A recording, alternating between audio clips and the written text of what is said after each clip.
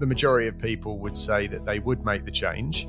But then also at the same time, most people would say, we're living such a week-to-week lifestyle regarding finances. There's never at any point in our life enough of a cushion.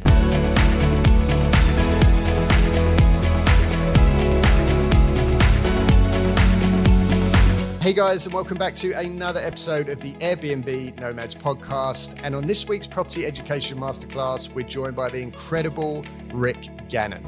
Now, I class Rick as a personal friend as well as a mentor. He is one of the UK's most established HMO investors and trainers. And that's aside from his massive social media following, where he reaches millions of people every day across his various social channels. Honestly, there's so much value in here, whether it's building a massive HMO portfolio or if you hope one day to potentially monetize your own social media content, this is where you want to be for the entire episode. Guys, if you get value from this episode, as always, we'd really appreciate a follow and a review. It really helps us with visibility on the platform. Until then, get settled in. This is a longer one, but there's so much to cover. Enjoy. Here we go. Rick Gannon, welcome to the podcast. Thank you for having me. Thank you so much for coming on. I know personally, Rick, how busy you are, so I really do appreciate your time. One of the most accomplished HMO investors in the UK. Maybe I'm wrong about that. I don't know, but I know that you do a hell of a lot of stuff in the HMO market. So I want to talk about that. But maybe even more than that now is your social media following. The things you've achieved online is absolutely incredible. So I want to talk about that. First thing, I just want to reel off a few accolades here for those of my people who are listening who don't know you or exactly what you do. So you started off as a police officer. That's where you began. First started investing in property back in the early 2000s. We know that I just mentioned you're a HMO specialist. You built a multi-million pound HMO portfolio. You're a huge HMO trainer and mentor as well. Renowned public speaker. You've authored multiple best-selling books, all of them which I've read as well. Like I said, your social media following is immense. Just some numbers here. From what I saw, over 400,000 on TikTok, 510,000 on Facebook, over 30,000 on YouTube, over 25,000 on Instagram. You're a serial entrepreneur with multiple businesses, lots of digital products as well. And now you're a huge disability advocate for your son, Ben, that we can talk about as well. And I don't mind saying as well, I see you as a personal friend and a mentor to me. We've worked together in the past. I think you're amazing. You're one of the most respected people in the industry as far as I know. And I completely agree for everything that I just read off. So again, thanks for coming on the show. Thank you. Don't know how to respond to that. Feels like I'm on Game of Thrones when they come in and say the breaker of chains and mother of dragons and introduce but thank you for that. Yeah. I was kind of saying, who are you introducing here? Look at them. Somebody else coming in. It's all true, Rick. It's all true. I think what you've done is absolutely amazing. And I do, I don't mind, feathering your ego a little bit. I think the reason that I've got so much respect for you is because of your consistency. Every single day you're out there, you're just doing it. You're on the ground, you're doing it for real. You're not one of these bullshit, online influencers. You're actually in the business that you're promoting. Yeah, I just love the way that you run things. Also, how you respect your time as well, I think is really, really cool. I've learned a lot from you on that side. So maybe we can touch on that as well. First question, how do you feel when I read off all those things? Does it feel real, or do you wake up sometimes and think, how have I got here? In that environment and everything you do is that, then it just becomes normal. And it's just the way that you've always done things, the way you always, do things. I think if you were talking about somebody else and giving that intro, I'd be like, wow, they've achieved so much. How do they do it? But when it becomes normal to you, and of course, on top of all that, we've been raising a disabled child as well. So we have to fit that in, and that comes with a lot of responsibility. But it just becomes normal, Alex. And I think I actually don't feel like I work that hard anymore, to be honest. I mean, you touched a little bit upon looking after your time and a little bit of time management. Well, I'm quite disciplined now, and I've become ambitiously lazy.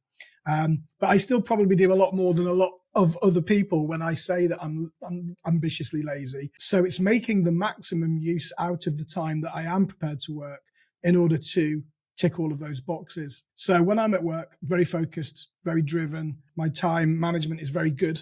But then when I'm finished and I'm off, then I'm also now very focused on family time, creating memories for my children, relaxing and enjoying myself as well. 1997, I started investing in property. So, we're looking at 30 years or, well, nearly 30 years, I suppose, coming up to 30 years. So it's a long period of time. I'm a bit longer in the tooth than a lot of the younger investors that are out there at the moment. So perhaps that's why I've achieved a little bit more. That is true, but I think still what you've achieved is amazing, Rick. So take us back. I know that you was a police officer for quite a while. Anybody who's read House Arrest, great book.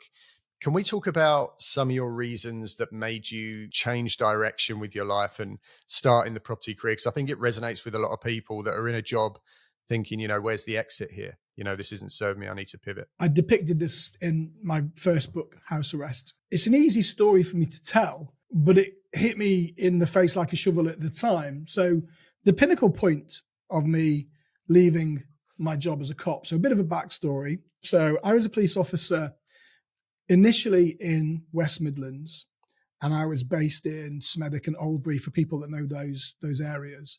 And then I transferred over to West Mercia. I was a temporary sergeant. So for those people that understand how the promotional system works in the police, I was a qualified sergeant, passed all my exams, and I was in a temporary post waiting to get promoted. I was in that temporary post for nearly 5 years. It was a bit of a crazy system in the police, but so effectively I was a sergeant.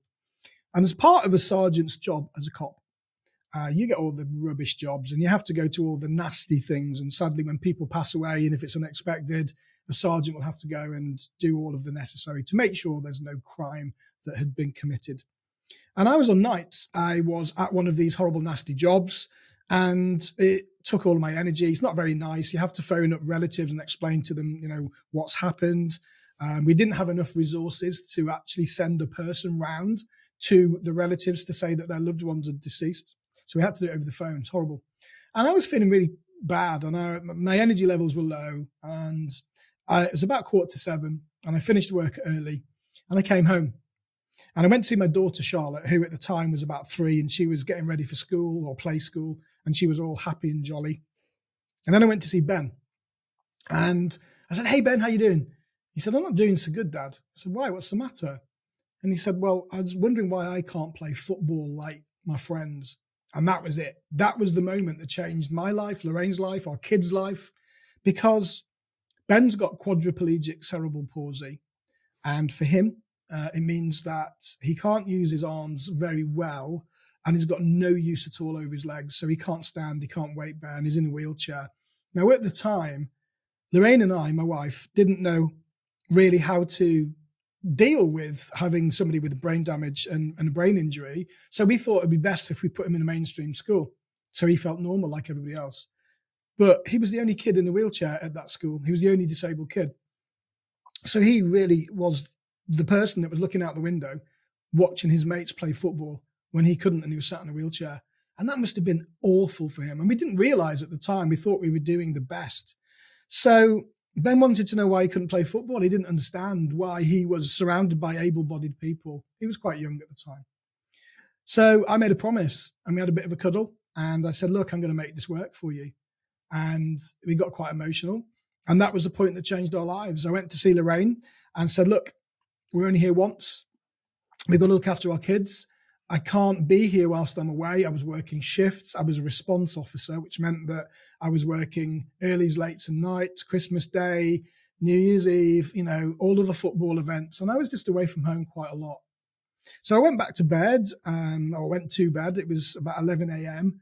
And I got up quite early and didn't sleep very well and spoke to Lorraine again and said, "Right, what are we going to do about this?" So at that point, we made a decision that I was going to put an application in for a career break from the police, which meant that I was still a warranted officer. I was still a cop, but I wasn't getting paid. So I wasn't allowed to have my warrant card. I had to hand everything in, but I was still a police officer. And I did it that way rather than resign because I didn't want to burn any bridges. I wanted to have an exit plan in case anything went wrong. But Lorraine and I said, "Right, apply for a career break and let's go into property full time." So to put this into context, Lorraine and I have been investing on the side in property since 1997. We'd always had something, or a flip project or some single buy to lets, or, something going on. So we knew a little bit about property, but we didn't know enough about how to make it work full time. So the next day I went in, I put an application in to have a career break for 5 years so I could look after Ben, and it was accepted. And literally 4 weeks later, I was sat in the office at home. And I say office, it was my dining room table. I bought myself a little desk tidy. There was nothing in it, and a pen and a staple and a calculator. And that was my little office kit. And started to invest in property, started to target HMOs, serviced accommodation units, and took a bit of education as well along the way. And it was a struggle, not going to lie. It wasn't something that took off overnight. But within 6 months, I managed to replace the police salary that I was on. And it wasn't a lot back then. I was coming home with about $2,500 a month. It wasn't a lot as a sergeant. So I managed to replace that income within 6 months. So then I resigned from my job. I didn't want that to have that as a tie over me. So I actually cut the reins and said, I'm not going back. So that was it. I was free. And then 6 months later, I'd earned enough money to, and with the help of our community, we did a lot of fundraising to start the very first power wheelchair football club for disabled children in Worcester. So we had a football club called Worcester Wizards, which meant that Ben got to play football, not in the conventional way because he can't walk, but he had adapted wheelchairs. We had to buy them all. They've got big bumpers on the front of them. And we started a club with the help of another family. And then we had a club, and Ben was playing football with 5 other disabled children. So fulfilled that promise for him. And since then, life just hasn't been the same for all of us. We've all done very different things, and I often wonder where we would be now had I have just decided to stay in the police, but it certainly wouldn't be here talking to you, that's for sure. Yeah, amazing. That was going to be my next question, Rick, is, do you think if you didn't have such motivation to fulfill that promise to Ben, if you didn't have, things going on in your life with Ben's struggles, do you think you still would have found the motivation to have achieved where you are today? Definitely not. No. I mean, we all What do have you to have think a you would have strong... done? You would have stayed in the police, or? I'd have gone down the promotional path, and, I'd have gone all the way as far as I could have got to with my abilities. So I would have gone for senior management, but even at senior management level, in terms of remuneration and pay, it's nowhere on the scale to what we are earning now. So in terms of income, there's a massive disparity, but I would have definitely stayed in the police. I think it's very important that everyone has a strong reason why.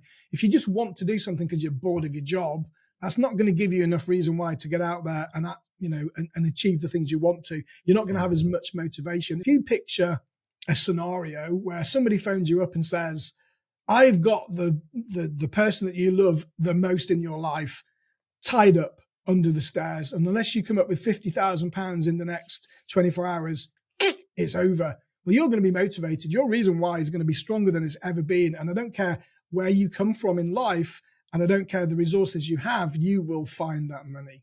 You will absolutely, to save that person, and just not give up until you get to where you need to be. So a couple of questions that come to mind around that, Rick, is a good 80 to 90% of people, families, in the UK or probably around the world, if you could say to them, are you completely fulfilled and happy in your career? Would you rather do something else and make a lot more money? The majority of people would say that they would make the change.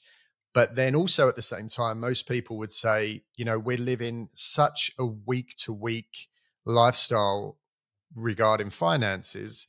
There's never at any point in our life enough of a cushion to make that transition, to give us the space, the breathing space, the time. Like what you said, you took that leave from the police, it was unpaid.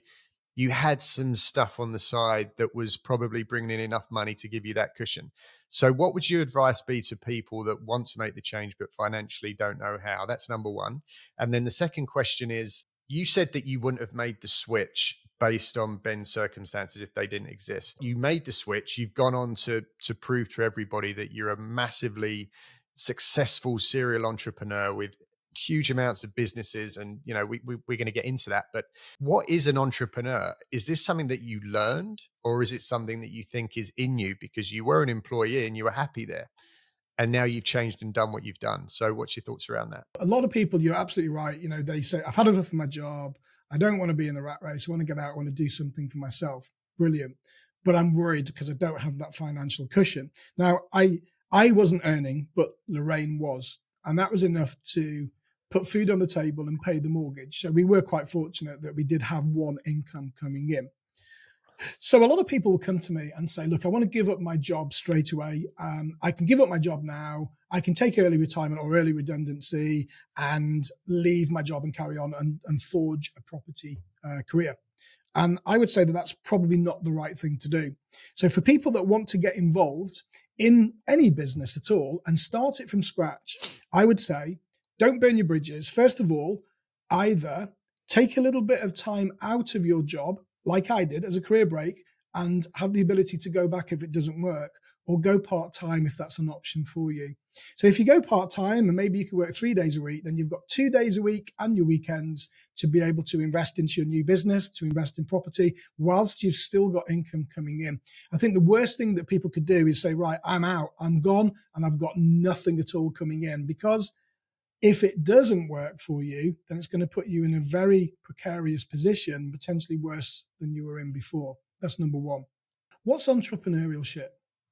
It's a really good question, isn't it? I think it means different things to different people. But I think to me, it's the ability to start something from an idea and monetize it. And then do that again and repeat it and again. And it's creating something from nothing. Having an idea, but having the will and having the energy and having the tenacity to follow through with it. Everyone has great ideas, right? Everyone will think, I've got a great idea for a business, but most people will just park it, put it to one side and not revisit it. Entrepreneurs are very different. I've got an idea for a business. Oh, right. Okay, let's write that down. And then, actually, I can't stop thinking about this. I need to do something with it. Let's do some market research. Is there a market for this idea? There could be. Okay, let's take it to the next step. And that's the difference between an entrepreneur and someone that's got a passion to do something, but hasn't got the will to move forwards with it. Yeah, I mean, I see you, and just coming back to what I said at the start, which wasn't bullshit. I have a huge amount of respect for you, what you've done, and the way that you live your life. Well, you've mentored me. I've worked with you as a mentor, and you're incredibly methodical. So, and I can see that when you have an idea, it's like, everybody get out my way. I'm going in this direction and nothing is going to stop me. You're just relentless with that drive. Is that in you? Is that something that you had to learn? Because that doesn't come natural to everybody, right? Most people get distracted, try this for a little bit, try that for a little bit, follow the latest trends. And I feel like with you, it's like, I don't care what's going on. I don't care what everybody else is doing. I think that this is the way to go. And you stay on that one path until you're successful. I think I've been a bit of a disruptor as well along the line. I think, yeah, you're right. Is entrepreneurship born? Is it a part of your DNA? Is it something you can learn? I think it can be both, to be fair. It's not something that I've learned. I think I've always been business focused. Let's go all the way back. Let's regress a little bit here. When I was 12 or 13, I got into trouble at school. With my mum, and actually my mum is my partner in crime here, before every sports day. And I used to go around with a menu that I'd written to all of the kids in the whole school, asking if they'd like to put a deposit down for cans of popcorn and chocolate for sports day. I took a deposit off them all. So that covered the cost for me. So I'd never be out of pocket in case they didn't pay me. Then me and my mum would go off to Quick Save that night. We'd buy some popping kernels, some butter, loads of bags and some roller cola. And I had enough money from the deposits to pay for all of that. And we stayed up till about 11, 12 o'clock making popcorn in a pan and bagging it up. And I used to go to school then and sell it. And I was making about £10 a week and I was doing really well. That was a lot of money back then. But then, of course, the school got involved because people were buying stuff from me. The tuck shop wasn't being used. And instead of encouraging that entrepreneurship and saying, you know what, I've seen something here. Why don't we encourage this and grow on it and teach Rick some business skills and how to work out profit and return on investment and expenses and profit and loss account? And, instead, no, what did they do? Called my parents in, said if he does it again, he's going to get suspended. that's the kind of mentality, certainly from my age group, we're brought up with. We weren't allowed to show any spark and any, entrepreneurship at all. But I did that. And then I started a window cleaning round. And when I was about 12, I was juggling that and walking dogs and washing cars for about 2 years. And I remember I was actually talking about this to one of the guys in the office yesterday. I was on the double-decker bus on a Saturday morning. I was 14 and we drove past the roller rink. And the roller rink back then was the place to be on a Saturday. And all of my friends were out there waiting for it to open. And I was sat on the top deck and I had £140 in my hand to go and buy my first electric guitar. And that was the point when I felt so proud of myself at that age, thinking, those kids are down there. They're doing nothing. I've just worked all week. I've got 140 quid. I'm going to go and buy myself a guitar. I like this. I like this lifestyle. And it kind of carried on from there. I used to do all sorts of things, Alex. I used to go to the local farms during the summer. I used to muck out the horses and the pigs for free. And I used to bag it up and sell it at £3 a bag locally by knocking on doors for fertilizer. I was literally selling shit. And I was making a living from it as a kid. And I've always had that. It's never gone away. So was that trained into me? No, absolutely not. It's just something that was in my DNA for sure. I don't know how, but I was very fortunate when I met my wife 30 years ago, Lorraine, who's got the same spark, the same drive, perhaps actually more than me. And together, that is the perfect recipe. So she's very much a part of our success. If you love to travel like me and you understand the power in escaping the money for time exchange trap, but you just don't know how to do it, then building an Airbnb consultancy business could be exactly what you have been looking for. Right now in the UK, there is a completely untapped opportunity through helping struggling Airbnb hosts by turning around their underperforming properties and generating you huge commission payments in the process. We are going to teach you all of the tools and all of the techniques that we've learned over the last 5 years through building our very own multiple six-figure Airbnb business, arming you with everything that you need to swoop in and save the day. Minimal startup costs, zero risk, and almost unlimited potential. Sound good? Welcome to the Airbnb Consultant. Contact us through any of the channels included in the studio notes to get the conversation started. It seems to be the same story you hear all the time with successful people. You know, they was at school, they was selling sweets on the side, or they was, flogging cigarettes behind the bike sheds trying to make an extra bit of a side hustle. You know what? There's one thing I did admit there. There's another little thing I did, and I got into big trouble for this. My dad used to brew his own beer, and on the school discos, I'd fill up 4 or 5 bike flasks, water bottles with this homebrew beer. And then I was renowned for it. Then at the school discos, I used to stand in the cloakrooms and charge people £1 for 1 squirt of beer. And they used to queue up. But I got caught, and that was when it all stopped, all that kind of thing, because I was on a final warning then from school to say, look, Rick's got to stop doing this stuff. It's just not what he should be doing. So again, instead of encouraging things, perhaps they wouldn't encourage that anyway, but it was a great way of making money. He used to make about 40 quid on a school disco night, and we're talking 35 years ago. There really should be more support for kids like that. You're right. It's so archaic, the education system, where they just, like you said, restrict all of those gifts that you had and, send you down the traditional road. Why didn't they encourage it? I don't understand why teachers would not encourage people to go out and be entrepreneurial. I mean, you could go down the rabbit hole with that and you could say it's because they just want to keep you small, keep you part of the machine, keep you tied in, keep you in debt, keep you stupid.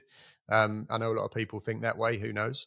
But why do you think, Rick, with all that, obvious flair and natural ability to make money and see opportunities, why did you come out of school and become a police officer? Why didn't you go straight into building businesses? Well, I didn't go straight into being a cop. I joined the police quite late, actually, in life. I didn't join the police till I was 30. So I left school, I joined the army, and didn't last. It wasn't for me. It was just like I kept getting my hair wet and it was dirty, and I didn't I had to put all this cream on my face and stuff. Didn't like it. So, but it did teach me a few things. So I wasn't in the army very long. I was in the army for less than a year. But I did get some grounding lessons. I learned to iron as well, very well, although you might not think so looking at this top at the moment. And then I went into catering. So I went to college. So at the age of about 17 or 17 and a half, I went to catering college and I became qualified as a chef. And the City and Guilds qualification I had back then was 7061 and 7062. And then I got a job at one of the local hotels as a commis chef and worked my way up to relief manager for a company that doesn't exist anymore. At least I don't believe it does, called Greenall Whitley in Warrington. That's where it was based. So at the age of about 19 or 20, probably 20, I was a relief manager. So I would go into the pubs when managers wanted to go away on holiday. And it was really young. I was promoted very, very quickly. So I was learning how to manage people, learning how to lead a team from a very young age. And I did that for quite a while and ended up in Worcester. And at the age of 20, I met a young waitress who was just a couple of years younger than me. And we got quite friendly and we ended up getting married. So that was where Lorraine and I met. And from that point, we said, you know what? We could do this. We could run our own pubs. So we decided to go out and buy a pub. And we didn't have any money. We were skint with just a couple of kids. So Lorraine's mum actually lent us some money to buy a leasehold on a pub in 1997 or 8. And we did. So we bought this pub. So all of a sudden we had our own pub. And we were running pubs. Lorraine was 19, I think. I was 20 something, 21 or thereabouts. And all of a sudden we had this business. We were looking after everything. We were learning as we went. And we did really well. We kept that pub and eventually we decided to lease it out to other people. So we leased it and we sold the barns that were attached to the pub to a builder who came to me and said, look, I'm going to get planning permission on these barns. I'll give you £2,000 deposit. And if I get the planning granted, I'll give you 90 grand for them. So what was that? It's a lease option, right? I had absolutely no idea what the hell he was talking about. And I was thinking, well, these are just old barns. I don't want them. He's going to give me 2 grand. And if he doesn't get planning, I get to keep them. If he does get planning, I'm going to get 90 grand. Yeah. Anyway, he got planning. I got 90 grand. I'm like, hang on a minute. This is all of a sudden, wow, I'm interested in this. So then he went on to make $500,000 or $1 million. Yeah, but I didn't know at the time. I mean, at the time, I should have perhaps kept them. For me, it was like, okay, so I'm starting to learn about things here, and I'm learning as I grew as a person rather than being trained. So I saw what he was doing, and we invested that money that we made into some buy-to-let property. And we were still very, very young. So again, 97, 98, that's when we actually started. And we started then to grow. So I rented the pub out and decided then I wanted a complete career change. And I went into finance.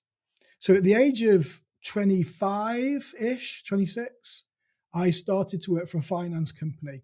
Like everything I do, got promoted very quickly, ended up as an area manager at the age of about 27 or 26, something like that. And I was running the whole area of Nottingham and Hucknall for this finance company. And I was a kid still. I didn't really know what I was doing. So I did that for a few years. And then I always had this itch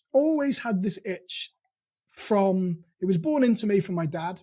My dad always wanted to be a cop and he was always pushing me. My dad's sadly not with us anymore, but he was always trying to push me and saying, you want to do this, get himself a job as a police officer, and it was always there. It's always in the back of my mind. And then sadly my dad passed away. So I kind of thought, you know what? I'm still young enough to try this. So I just decided to apply to join the police. Didn't think I'd get in. I was quite old, to join as a new recruit back then. And I got in and all of a sudden I was a cop. And then time just went and it just went. And you become very institutionalized as a police officer because you're surrounding yourself with the bad stuff that goes on in life. It's all encompassing because that's all you ever see. And time just went by and, things happened. We didn't have kids when I joined the police and then, things happened and then Ben came along and we tried to deal with that. And then we moved forwards and decided that, at the point of time when Ben had that conversation with me to leave. So I've had a very checkered career, if you like. But all the Yeah. time it's been building blocks, and we've had 5 pubs since then. You know, we went on to own 5 pubs, and that pub, incidentally, very quick story, off-piste a little bit. That pub that I bought, so we bought it on a lease for 15,000. We were approached by the owner about 3 years later to see if we wanted to buy it, and we had no money. So he lent us the deposit, and we paid him back over 5 years' time from the takings. And that's like an assisted sale, you know, all of these things that Vendor I didn't know. finance, yeah, you're doing all the strategies. Yeah. Vendor finance, yeah. So we did. So we ended up owning this pub. So we bought it for 175 grand around about the year 2000. I think we actually purchased it after running it under a lease. A year later, somebody came and offered me £800,000 for that pub. Would you believe? And I turned them down. I don't know why. Maybe I was sort of thinking I was doing better than I was actually doing. I said no. So it didn't go ahead. I sold that pub, Alex, last January for 350 grand. Oh, no way. So it didn't always go to plan, right? But the thing is, we didn't owe anything on it. You know, we owned that pub for like 20 years. We didn't owe anything on it. We didn't have a mortgage. But we're not in the pub game anymore. You know, I had 5 pubs at the height of our entrepreneurial journey, if you like. You know, we had £1 million turnover, 85 staff, and then decided that, you know, it wasn't the game we wanted to be in long term. It's good to know that Rick Gannon is human, does make mistakes, and does, you know, does 800 grand. Then you live and learn, don't you? The thing is, the bottom fell out the pub market. Then, of course, we had COVID, and pubs are valued on their turnover. It's, you know, the goodwill of the business, plus a little bit for fixtures and fittings. So the turnover wasn't very good. COVID really, really harmed that particular business. And yeah, that was the best I could get for it. So took my money and ran. Yeah, I wouldn't want to be in the pub game today. That's for sure. No. Tough business. Rick, do you ever feel?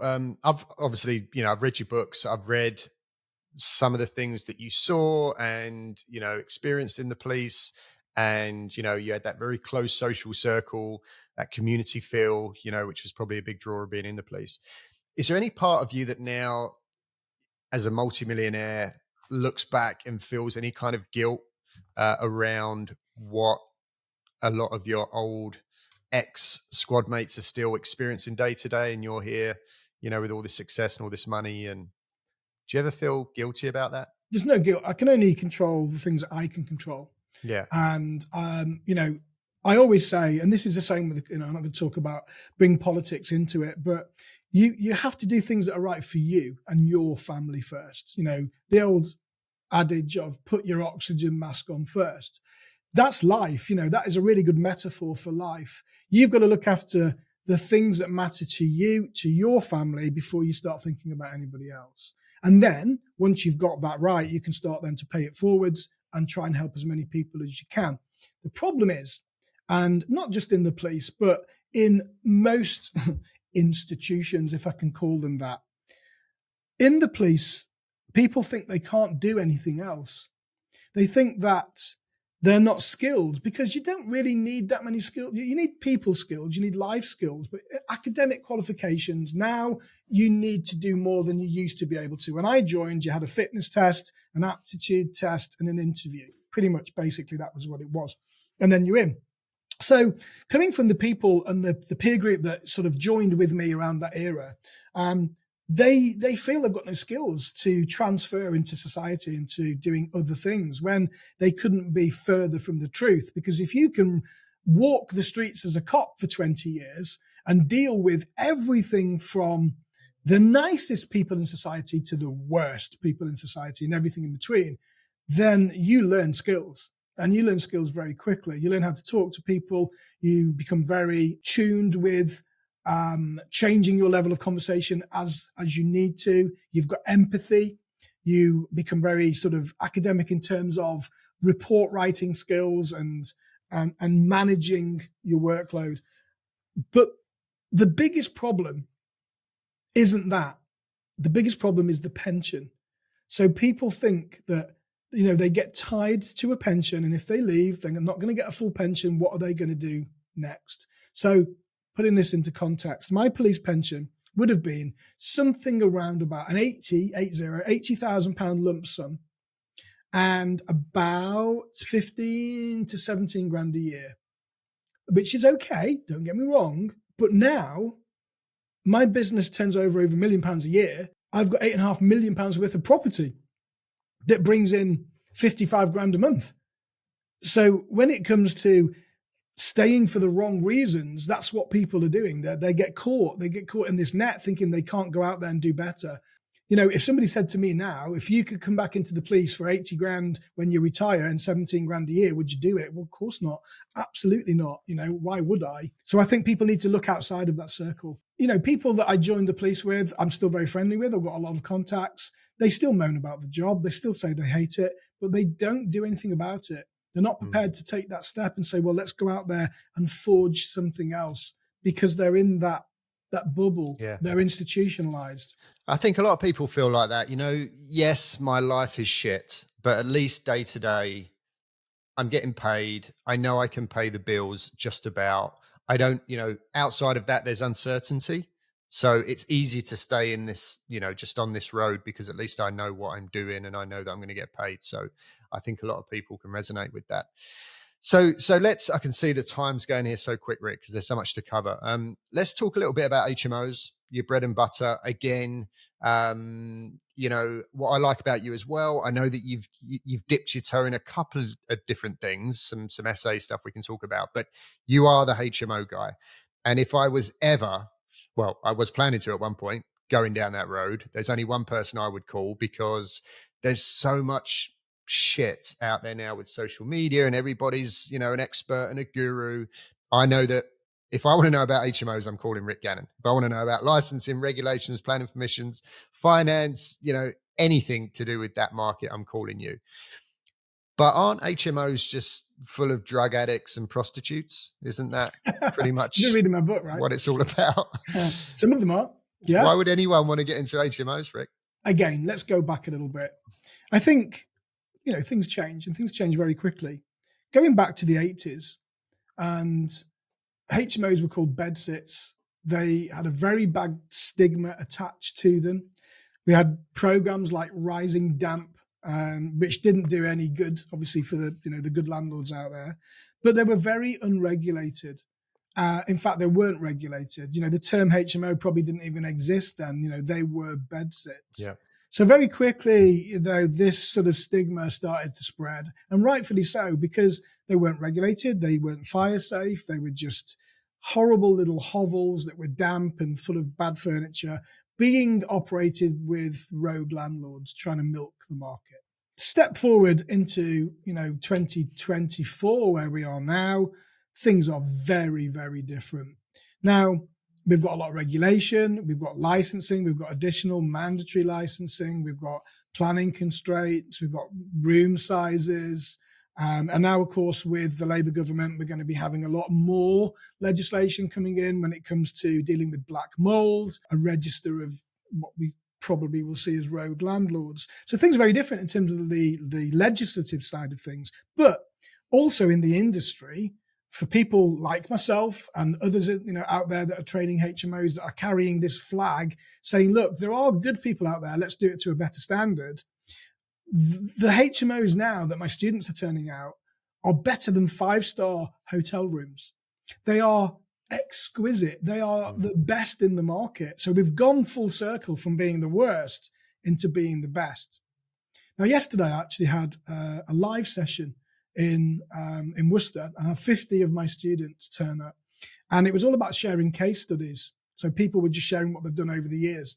And one lady, Tabitha, shared with us a HMO project that she took on. She literally scooped everything out, all the floors, had nothing left, and then rebuilt it floor by floor. And the level of detail and the finished product is just outstanding. Outstanding. So if you're in that level of the market, you're pushing all the bad people away, all the rogue landlords away. You're going to control your area. You're going to be in the top tier of best accommodation in your area, which means, number one, you can charge more money for it. And number two, you're going to be fully occupied all of the time. So let's look at the model. The HMO model, I've had this conversation over the years several times And lots of people have pushed against me saying it's not going to work. HMOs will be over in 5 years. They couldn't be stronger. Since lockdown, my portfolio has been 95 to 100% occupied all the time. We've got a waiting list for people that want to come into our properties. Why? First of all, transient lifestyle. Lots of people now like to move around. They don't want to be, sort of beholden to one place. Renting a single let property, or if you're buying, then you don't have that option. Sorry to jump in there, Rick, but you're right. There's such a change. Do you agree with this now in people's mindsets? Before, previous generation, you've got to buy a house, you've got to get a mortgage, get that security. And now it's like the younger generation are like, hell no, I'm just going to rent and move around. I don't want to be stuck. Well, there is that, but there's also the disparity between property prices and wages, So there's always been the argument of how do young people get on the property ladder? So I think some of society that don't want to be tied down and want to move around, yes, but there's also a big part of that people can't afford to buy their own house, and they would if they had the choice to do that. But again, going back to the model, all inclusive of bills, all inclusive of council tax if they're not students. We provide maintenance, we provide a cleaner, they get everything paid for. We also give them the furniture, so they don't need anything. They can literally just turn up on the day, sign their contracts and all the other paperwork, and then get to live, and they just get to pay one lump sum a month and everything else is all included. So it's a great lifestyle for people, provided that the property's done to the right standard. Yeah. Do you think, Rick, that part of the problem now for obviously the property training space, let's talk about that for a few minutes, is, bulging at the seams now, combination of social media and everybody looking for a silver bullet because they're pissed off and they're broke and, they want to make money. And a lot of people see property as the way to do it. But, we speak to, and no doubt you speak to, a hell of a lot of people that are like, well, I'm thinking maybe HMOs, but then also maybe some SA and a couple of flips over here and maybe a bit of commercial. And at the end of it, they do nothing because they're just kind of chasing the shiny pennies. And again, coming back to what I like about you, as you just said, I'm HMOs, I'm the HMO guy. I'm going to do HMOs. And you went out there and absolutely smashed it. So, and I remember actually very clearly when we were working together a long time ago, and I was speaking to you about SA and you were like, Alex, don't get wrapped up in the fads, stick with what works. This works. Be consistent with this. Stay on the one path until successful. And I'll always remember that. Do you think that is a big problem now today with people just kind of chasing everywhere? And there's two sides to this. Property training, you mentioned that. So let's look at that first. I think the market is always very noisy with people training and coming out to offer courses to people. Don't get me wrong, right? There are some absolutely brilliant property educational companies out there. The big ones have been out there for a long time. There's lots of people that come out, try it because they think they can, it's an easy ticket to make some money. And then they disappear when they realize actually how hard it is running a training business and the value that they provide is very little. So all the big sort of players will continue to be there. And they are, we've got, off the top of my head, probably 4, maybe 5 of the big players, including myself, that have been around for over 10 years and are consistent in doing what they do. I am a bit more disruptive than most of them. So I never leverage myself against other people because the people that are out there training, the ones that I just mentioned, are great. It's nice to have a choice for people and they're as experienced perhaps as I am. But I do things very differently. So my social medias have grown so big and sort of fast over the years because I'm out there showing everybody everything. So I'm not the person that will be, look at me landing in a helicopter and walking on a beach in white flowing clothes. This is what property can get you with a ding and a smile. Don't get me wrong. If you want to spend your money on that, then you can. But property is not linear. Business is not linear. Life is not linear. You're going to get bad that comes along with the good. You did spend a lot of money on that robot lawnmower. Oh yeah, for sure. Because that's leverage. We can come on to that. I mean, that's leveraging time, right? So it takes you 2 hours. That's the Ferrari equivalent of lawnmowers. It is, but you see, with the Ferrari, right, that's not going to give me enough. It's not going to give me time back to go and grow my business and work on myself. That lawnmower gives me 2 hours a week that I don't have to do my lawns, which means I can go and either spend time making memories with my kids or I can grow my business, So that's about, working smarter.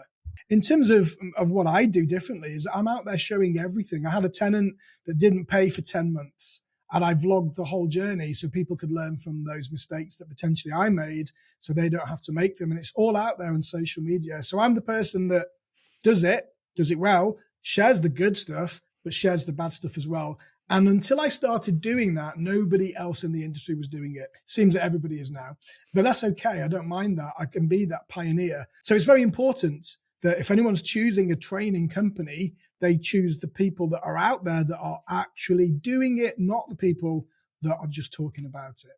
Do you think that you have gained more people onto your training courses through being honest about the Yeah. business, or have you scared more people off because you show the weed, you show the Yeah. ladies of the night? That's obviously been worked out, it's been beneficial for you doing that? Yeah, I think, and it's important to me, it's a value. Now, whether I scare people off, then I'm sorry about that, but then maybe that's for the right reasons. So maybe then I'm actually helping people, because if they don't think that they can put up with that, then they're probably not right for the business anyway. It's like saying I want to be a boxer, but I'm scared of getting punched in the face. Yeah, I You tried that and found out it didn't work very yeah. well. but, I but don't but like this getting is hit. how people learn, isn't it? And if I can help people either by discouraging them if they don't feel they're up to that, or helping them because I'm actually showing, look, this is a reality. Yes, it's good, and yes, you can have a great living, and yes, you become wealthy, but all of that doesn't come without having to deal with stuff along the way, because you can't have all of that without having to deal with problems. But problems are just problems. It's how we deal with them that defines us as business people. I think that the HMO model is amazing, unshakable. It's going to be there forever. If you do things right the way you do, I think it's one of the best strategies out there. And in hindsight, if I could go back, would I have done things different? Yeah, I definitely would have got more involved with the HMO market. And maybe there's still time for me to pivot and hey, who knows? Maybe I'll come back and do even more training with you again. I'll be retired by then, Alex. Yeah, you'll be retired by then. But what do you think, Rick, about the one thing that might stop me? Because I've got my buy-to-lets and I'm already scared about the Labour government and the tenancy rights and, removal of Section 21, all this no fault eviction stuff. What are you going to do if you can't get any of these tenants out of your HMOs and they just stop paying rent? The thing is with legislation, like anything, we can't control the things we can't control. And you have to adapt as a business person in order to survive. Now, we don't know what's going to happen yet. So we've been expecting the repeal of Section 21 for 5 years. Conservatives did it. They put it in, they did their report, put their manifesto together, didn't get through Parliament. And now, of course, we've got a different government. Labour, what are they doing? Easy. It's easy pickings, because they're going to go for the least expensive policies that they can introduce. And it's already been written, hasn't it? So most of these policies that they're introducing, they've added a few things to it. It's already been written by the Conservative government. So all they're doing is taking that and running with it. So we've been expecting the repeal of Section 21 for a long time. Am I concerned? Well, if you look at the fact that in the last 10 years, I've probably only ever served 4 Section 21s. So why would I be concerned? It's not going to affect me. We do need more robust elements to the Section 8 policies. So we don't know how that's going to look yet, because it's still sort of out there and not being completely defined. So is it going to scare people? Yeah, it will. Is it going to put people off? Yeah, but probably for the wrong reasons. When I say to people that are in the industry, how many times have you used Section 21? I'm like, actually, yeah, you got a point. So why would it stop us from doing it? I'm like you. I think that the market is very, very strong. It's never going to go away. More legislation is going to push more bad people out and more of the rogue landlords, which is going to be better for us. It's going to regulate the industry even more, which is going to make it better. It's going to make it stronger. Is it going to be harder for landlords? Probably. But if you're taking on the right tenants, if you're doing the right due diligence, if you're doing things properly and above board, then none of this should really matter anyway. It is easy. If you watch too much of the news and listen too much to the radio, you start getting carried away and, catastrophizing about, what am I going to do? I need to sell everything and get out the market. The mainstream media and social media and, constantly, I get messages, I get so many messages, you can imagine, but more on TikTok. Oh, what do you think about the new rules for tenants? Well, firstly, there are no new rules for tenants at the moment. They're being mooted. They've got to go through Parliament and they need royal assent. So if you're talking about what do I think about the proposals for the new rules for tenants, then yeah, whatever. I'm not, we've got to look after tenants. Tenants do have a lot of rights, don't get me wrong. And sometimes I think the disparity is really big. But if we play by those rules, it makes us better landlords and keeps the industry strong. And then we can get rid of this tarnish of the stigma of old, dirty, smelly bedsits into, well, actually, HMOs are pretty good places to be now, which is going to be great for the, 2.1 million private landlords that we've got across the country right now. Is Rick Gannon a property investor or is Rick Gannon a content creator?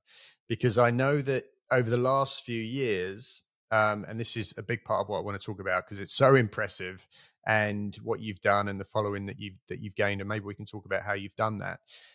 But yeah, which one are you? Because you're so big on social media now, people might think, well, it's just this fake landlord that's just puts out content all day. I think it's quite obvious that I'm not a fake landlord with the content that I do put out because I'm always in a property, unless I'm like going to do a viewing and pretending that I own these houses. I think I'm very authentic when I come across like that. So I have to say I'm both. So property investor first, because that's what I am. And then because of the property investing, it gives me content to create. So property investing first, content creator second. They kind of do amalgamate into one now. I do a lot of social media. It does take up a lot of my time. I'm coming to the end of my career now. You're just starting yours. I'm planning my retirement. If you enjoy what you do, you never work a day in your life, right? I love creating content. I've always done it. So when I was, when Lorraine and I met, I was always the one with that camcorder that was about this big on every holiday, pointing it in her face and then putting it together as a family movie and then watching it after we come back off holiday. And I've always done that. I've always been that person with a camera. It's hard to believe that we used, you'd have the lens cap hanging from a string that you'd have to screw back on. And now we've got these in our pockets and we've got everything that we need all in our pocket that we can use to create this amazing content that you can then post from your phone and you can have a worldwide audience. So it's just something I've always enjoyed. So what I'm doing now is, I've got this big social media following, and what I intend to do is, keep providing content. My content on my socials, as you probably notice, is not just about property all the time anymore. It's everything. So I've gone from creating content about how to be a landlord, helping tenants, how to buy property and how to do all of that into holiday vlogs with my family. And for those people that are listening who don't know you, I want them to understand the scale of what you've created, because everybody now in property is a creator, an influencer, or a content creator, whatever, and they've got a couple of thousand followers. Give us some numbers of what you're hitting and who you're reaching. So followers across the platforms, probably just shy of 1 million. Facebook followers are about 510,000. TikTok's about 400,000 or thereabouts. And those are my two main platforms. Starting to branch out a little bit on YouTube now. So I'm not massive on YouTube, about 30,000 followers. And in terms of numbers, it does fluctuate. In December, I had 200 million views, and it sounds like phenomenal. That was probably, I don't know how I'm ever going to beat that again, but it was massive. This month, I think I'm on about 6 million or something similar. But again, it depends on the video, depends on the algorithm. But yeah, I'm hitting about 6 million people a month, I'd say. And you're an official, credited, what is it when you get to those levels, official Facebook content creator or something? Anyone can be a content creator now. Literally content creation is record your day, record your life and post it. That's creating content. When you get to a certain level, you get invited into schemes with Facebook specifically. They have bonus schemes, which is invite only, when they can invite you in so you can make money. I'm monetized on every level on Facebook, and I'm part of their creator community.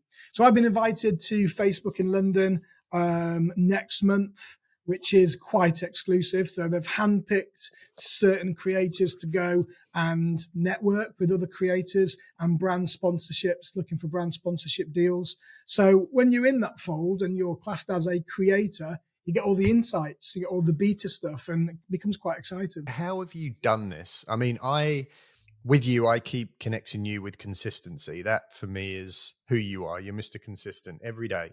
The same with your news that you do every morning. You know, you had a very long running podcast, but every day you're just there, just doing the same thing, same thing, same thing. Everybody else wants this overnight success. So I understand that that's a huge element of your answer. You've built this massive brand and you put out all this really engaging content. Have you had to learn that, or does it just come natural to know kind of how to create controversy or discussion? It's testing and measuring. I mean, I didn't become an overnight success on social media. I mean, I've been doing it a long time. I've been doing it for nearly a decade, so it's taken me this long. Some people will go out there and get 1 million followers in 6 months, which is absolutely phenomenal. Slow and steady wins a race. So when people ask me for social media tips, I say, look, just post. All you've got to do is make sure you're consistent. Post every day at the same time, every day. Don't worry about followers. Followers are a trophy. Post what you feel resonates with you, and then just keep doing it. Facebook can be like alchemy, or TikTok, vlog your life. Someone will be interested in it, and the ones that are will then start to become part of your tribe. So it is about consistency. That's all I can say. Rather than going for perfection and really well produced content, that's for YouTube, that's for TV. Facebook don't mind too much about that, as long as it's okay content that doesn't breach their community guidelines, and just post it and then keep doing it. And then over time, you'll get invited into some of the bonus schemes with Facebook. Then you start getting paid. And then you get a bit more of an incentive to post because you're getting paid now. So now it becomes fun. So you're doing stuff you like and you're getting paid for it.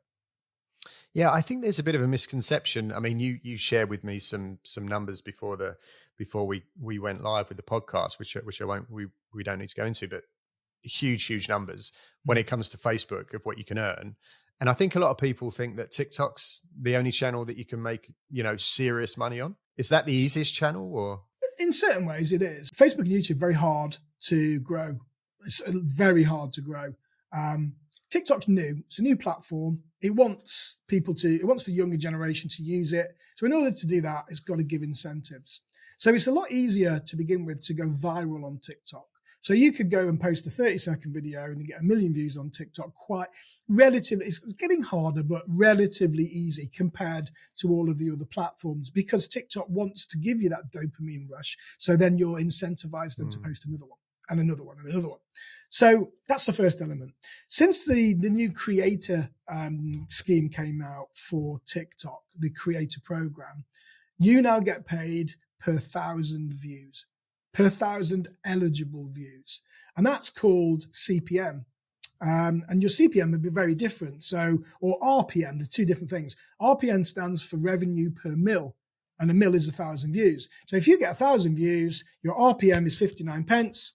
You're going to get paid 59 pence for that video, and so on and so forth. So as it grows. Now, everyone's RPM is different. Some people have got big, some people have got little.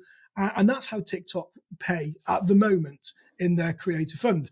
So is it possible to make big numbers on TikTok? Yeah, but you've got to produce a lot of videos. So for me to make $5,000 a month on TikTok, I would be probably having to produce 5, maybe 6 videos a day that are good videos, instead of just doing one. Now I only put about 1 out on TikTok. It's not my main platform. However, Facebook, they pay a lot more than TikTok, and depending on where they are with the algorithm, very comparable to YouTube. So by for example, I did a video on Facebook about 3 months ago that made about $20,000. One video, 3 minutes. The same video on TikTok made $3,000. So putting it into, sort of comparables there, it is very different still. There is quite a big line between the two of them. But, TikTok, it's easy. You can just pick up your phone, you can post a video. It's got to be over a minute long, and you can start getting paid. But you need 10,000 followers before you get paid. I think that most people's problem with creating content is, what am I going to talk about? And I know that people will be listening to this and saying, well, Rick, you've got this huge property portfolio. You're always out there doing something. You've got endless amount of content opportunities. You're dealing with tenants. You've got all this stuff going on, and then there's me in my little, 1-bedroom flat, just trying to get things off the ground, sitting at my desk, and my life's shit. What can I possibly post? That Exactly that. How My many life is people shit. how many people would resonate with that? So, there's always a story. If you think that you can't get things off the ground, you're struggling, your life is crap, that's going to resonate with so many people. So you vlog that. You say, look, today I've tried to do this. I can't do what's everybody else doing. How do I move forwards with this? I've tried and nothing's working. It is perfect content because it's real. It's real life content. And that's the kind of stuff that people want to see.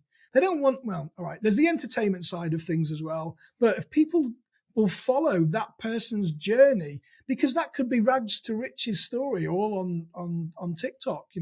This is where I was 2 years ago, thinking my life was shit, thinking that I couldn't move forwards, sat on my own in my 1-bedroom flat, and now look where I've got to. How did I do it? Great content. Look, content is everything. People might think that their life is crap and they've got nothing to talk about. Everyone's got a passion. Everyone's got a superpower. Just focus on the things that you want to focus on rather than the things that you think people want you to focus on. So do the things that you want to do and then just keep doing it. And then people will start to resonate with that. They will start to follow you for your journey, for the things that you're posting. If people don't like it, then they don't follow. So everyone's got content in them. Everyone. No matter where you are, no matter how much money you've got, no matter where you live, everyone's got content in them. Just start. So let's just break that down into real life, tangible steps. You're literally talking about, here's me waking up, at 6:30.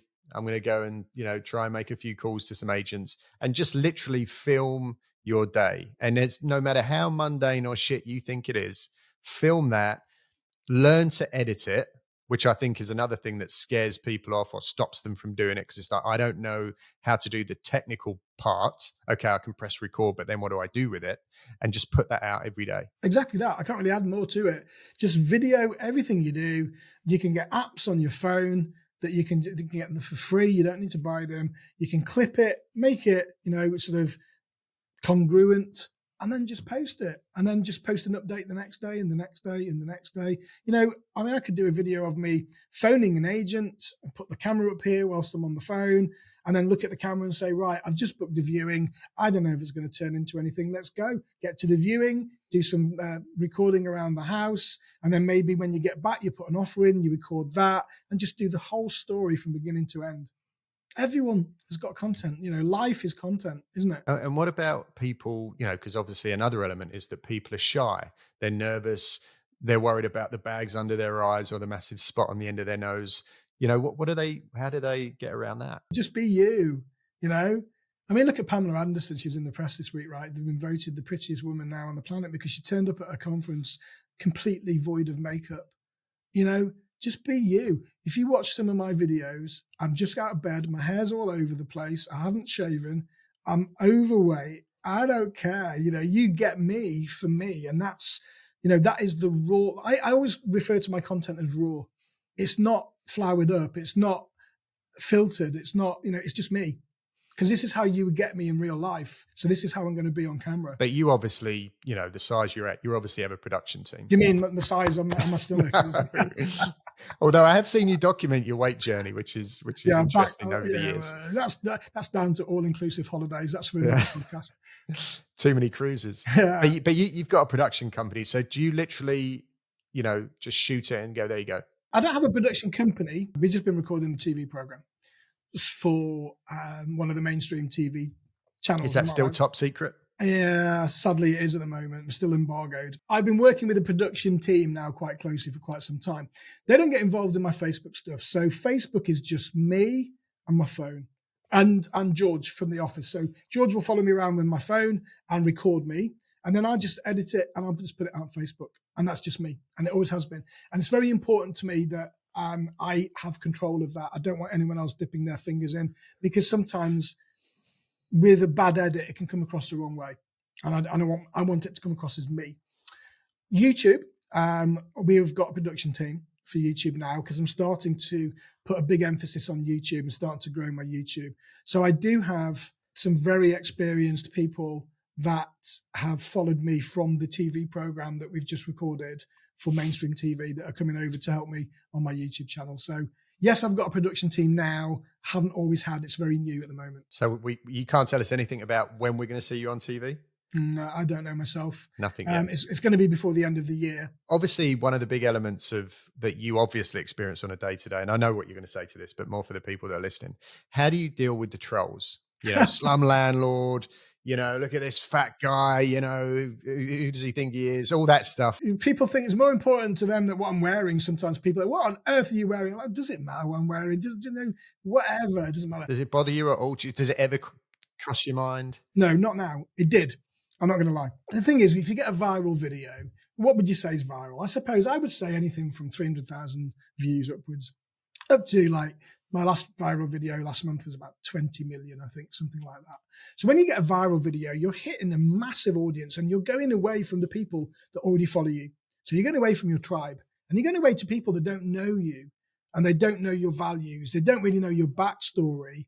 And then they just comment based on probably the first 10 or 20 seconds of the video that you put out. They don't even watch all of it. So they run straight to the comments. The way I used to deal with this is I used to react and I used to go back to them and say, you know, well, you don't know me, you don't. And then the problem is with that, the minute you respond, they will never, ever be put down. So they will come back and respond again. Then you respond again. And then it just gets into this, you know, this whole, not debate, because it's more than that, this whole argument. Now, there's a difference between having an opinion and being a troll. And the two things are, having an opinion is fine. And I want to create opinion in my posts because that's what makes you go viral. And it's okay if Alex, if you said, Rick, you know what? I don't really agree with that. I think it should be this. Perfectly fine. That's good debate. And I encourage debate. And I might go back and say, Alex, yeah, I take your point. However, I do it like this because, and you go back and say, yeah, but I still don't agree. That's not trolling. That's debating and having an opinion. Trolling is when somebody comes back and says, oh, well, you know, you are a slum landlord and I think all of your properties are shit and all of this and that and the other, and you're fat and you shouldn't, you know, that's just trolling for the purpose of trolling. So there's a saying in the industry that pigs love to wallow in shit. So if you give them more shit to wallow in, they'll never go away. So simply, if somebody trolls, not something that you don't agree with, but if it's a proper troll, it's aggressive, they're using language, they're being insulting to you or your family, just simply block them. Because then they won't even feature in your mind. A minute to 2 minutes later, that memory's gone. As if you get involved in that troll and you get pulled in, then you're going to be thinking about this for hours and hours, and you're going to be sitting in front of your computer continually arguing with that person. So you just got to nip it in the bud straight away, get rid of it, block them, move on. Simple as that. Yes, they're idiots. Ignore them, delete them, block them, whatever. But I've had a couple of instances. I've had, I think, 2, maybe 3 videos that have gone viral for me, which is 1 million plus, not 20 million, but, you know, 1.5 million. So I've experienced the ding, ding, ding, you know, one after another, the comments, the messages. And there was one that I filmed in an airport that wasn't meant to be anything. It was just me talking about, you know, why do people rush to queue to get on a plane? We're all going to the same place, right? Something that everybody can resonate with. Put it out there. Went absolutely nuts. But what was interesting was, yes, I got a lot of trolls, didn't bother me, but a lot of the trolls were all saying the same thing about my hair. And they were saying, you know, why does this guy dye his hair but not his beard? Right? Which I don't. But I must admit, there was that many people that said it. I started thinking, shit, you know, does it really look like I dye my hair? And it did start to, so I can see that if you're really big and every other day you've got a video hitting, you know, 5, 10, 20 million, I can see how it could potentially become an issue. You get hardened to it, you know, and people, I've got white hair. I dye my hair. I can give the monkeys. I don't care. You know, my hair is white, like, you know, a snow leopard. People comment on that. I don't mind. It's not, you know, at least I've given them something to talk about and it helps to go viral. You know, it helps to go viral, then let them do it. As long as, you know, if someone puts like, oh, why does this guy dye his hair? And it's not, and that's it, and it stops. Okay, that's fine. And then somebody else put, yeah, I saw that. Just let them do it. You know, that's not really something that I would say is trolling. It's a little bit like, all right, don't be a knob, but I would put up with that. It's when it starts to become a little bit more offensive, starts to become a little bit more threatening, you know, and it can get quite nasty. I've had people call the office off the back of a video that we've put out and, you know, saying stupid, ridiculous things. That is a troll. You know, that's bordering criminality. Yeah. But just like, people say, oh, Rick, you look like you need to lose a bit of weight. Well, fair enough, I do actually, yeah. So what? You're just being observational. It's not trolling. Yeah, lots of good value there, Rick, on the social media brand building side of things, and a lot of good takeaways. And I think the biggest one is that, and we say to the guys we work with, and everybody's the same. I got nothing to film, don't know what to say. Da, da, da, da. And a lot of it, is stuff that I've learned from you that I say to them. I'm like, guys, there is always, like you said, from the minute you're waking up, cooking breakfast, opening the laptop, doing viewings, there's always content there. So just film it. And something else that I think people need to realize is, even if you're just beginning, let's say that you're doing your first viewings and you think that nobody's going to care or be inspired by what you're doing, there's other people below you or behind you who are in the job that they hate, dreaming about the idea of, starting to do viewings and moving into the property world. They're then inspired by you, who are actually out there taking action. So there's always different levels to this stuff. And obviously you have people that you look up to and think, my God, maybe one day I'll get to their level. So it's just a ladder that keeps going. Yeah. So you've got to realize that. Anyone that's retired now, I'm looking up to be fair. Yeah. Well, that leads nicely on to my next question, which is, you've had all this success, you've got this massive portfolio.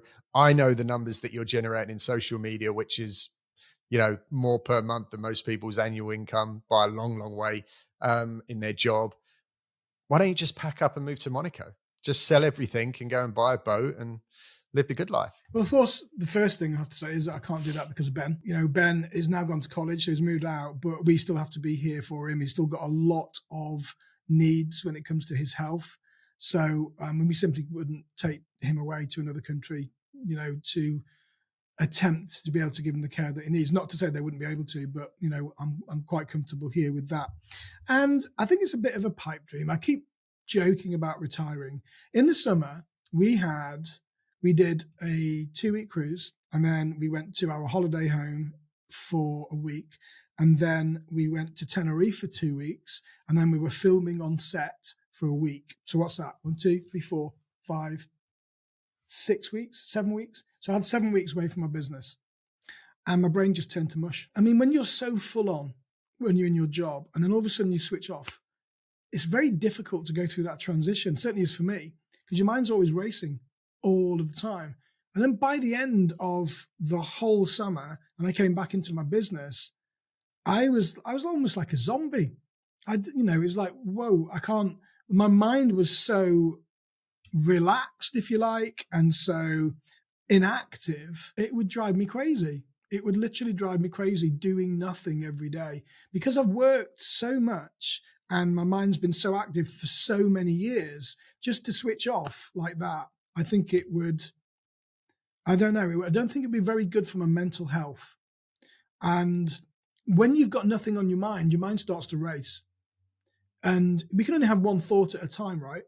And that thought, if it's not on something that you're working on, if it's not on, family, and all of a sudden you've got nothing to think about, all of a sudden you've got this void and you're like, well, what am I doing? What am I about now? I don't really know what to do here. I can't sit in a sunbed 8 hours a day and just watch the pool or watch the ocean. I can't just sit in a bar all day drinking, because that wouldn't be very good for my health either. So we've got to have something. And I know, and I've learned certainly from this year, is I've got to have that thing that keeps me inspired. I've got to have a challenge all of the time that I can work towards and have something to get up for. Is there any plans? I know that, a huge part of your life has become about, just as we get close to wrapping up, about Ben and, his struggles and the things that you've achieved for him with the football and all of that, which is amazing. Is there any plans for you to go further with that and, start running retreats or holidays or building hotels somewhere for that? Not particularly, no. With the football club, that's gone on now to do other things. I mean, I'm not involved in that anymore. So we ran that for about 5 years, and the kids got, they got older and they've moved away and gone to different clubs. So there's another football club now that we stand behind and we support, but I'm not actively involved in that directly. And they do a much better job than I would ever do in terms of running things like that. So for us now, it's about building wealth for the kids, making sure that when we're not here, they don't need anything and they've got enough coming in from the business that we've created for them, or they could sell the business and move forward with the money that that will bring in. So now it's about creating that generational wealth. But going back very quickly to in terms of retiring, I jest about retiring. I think I'm very fortunate now in the job that I have. Whilst it sounds like, from the brilliant intro that you gave, I'm out there doing, so much every day. My working day now isn't that complicated. I take Charlotte to school every morning, and I like to do that. I get to the office at 8:30 to 8:45 every day, and I leave to pick Charlotte up at 2:30 every day, and that's it. I don't work in the evenings, very rarely, and I don't work weekends. So I've got a very nice balance now. So, and then the downtime in the afternoons, I can record content at the weekends, go out and make some memories with the kids and do activities. So I've got a very nice balance now. If I could change that, maybe I'd probably drop another day. So maybe I'd drop a Monday and just, work 3 or 4 days a week.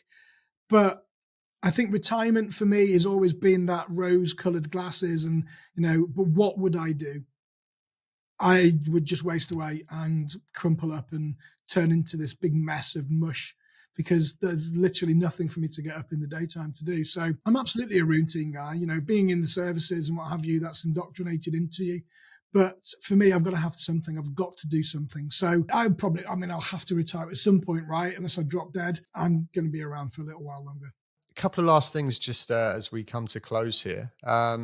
Mental health, which you just touched on, maybe not so much now based on what you just said, but I know over the last decade, the screen in the face all the time, content, social media, I'm nowhere near your level, but I find myself immersed in social media from a content side of things a lot. And that means that it's very hard to do that and also being able to avoid all the rest of the noise and being bombarded with, everybody seemingly setting the world on fire and, driving Lamborghinis and you're still there, fighting to get ahead. So have you ever had any struggles with mental health yourself? Any challenges, anxiety, depression that's come with your social media presence? No, not really. I think everyone struggles with anxiety at some point, at some level, at some point in their life. I think people would be lying to say that they haven't felt anxious at least, once in their lifetime, sometimes every day. I think anxiety comes with the unknown. And I think if people don't expect things and they don't know how to control them, then the anxious feeling can start to come across because you don't know how to get out or break out of that situation. I think with social media, it's quite easy to control anxiety because you can just simply turn it off. No one's pulling you in. You don't have to post. You don't have to do anything. You can simply just turn it off and you can take a break. I think when people start to, when you go viral and that anxiousness starts to come into you, that can be a problem for a lot of people if you don't know where to switch it off and if you don't know how to control it. And I think that comes with time and it comes with experience. Do I get anxious about social media? I get anxious if I haven't got any content to post, but it's not a bad anxiousness. It's kind of like, oh, I need to get some content out. What have I put out this week? What can I go out and do? If people start trolling me, I don't get anxious. I probably get angry and a little bit like, well, I'm just going to block you. And then that feeling just goes. It just goes away completely. So I think, you can be in control with social media. It's all down to you. As long as you're doing it for you and not doing it for what people want you to do, and you stay in control, then you can control those levels of anxiety. And you can, literally turn your phone off if you don't want to do it anymore. Simple as that.